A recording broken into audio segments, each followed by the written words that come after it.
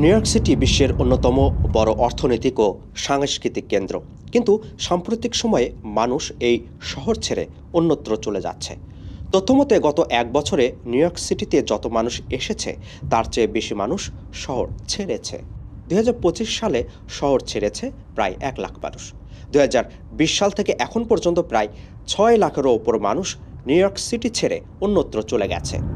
New York ছেড়ে মানুষ যেসব জায়গায় যাচ্ছে তার মধ্যে উপরের তালিকায় আছে new jersey, Pennsylvania, Connecticut, Florida, Texas. একাধিক তথ্যে দেখা গেছে প্রায় ৪০ থেকে ৪৫% মানুষ সাউথের স্টেটগুলোতে চলে যাচ্ছে। তাদের এই তালিকায় যুক্ত হয়েছে বাংলাদেশি প্রবাসীরাও। নিউ ইয়র্কে ছোট জায়গায় বেশি ভাড়া, যা মধ্যবিত্ত পরিবারের জন্য বড় চাপ হয়ে দাঁড়িয়েছে। ফলে অনেকেই বড় বাসা এবং ভালো পরিবেশের খোঁজে শহরের বাইরে চলে যাচ্ছেন। তথ্যমতে ৮৬% মানুষ মনে করে নিউ ইয়র্ক সবচেয়ে ব্যয়বহুল শহর।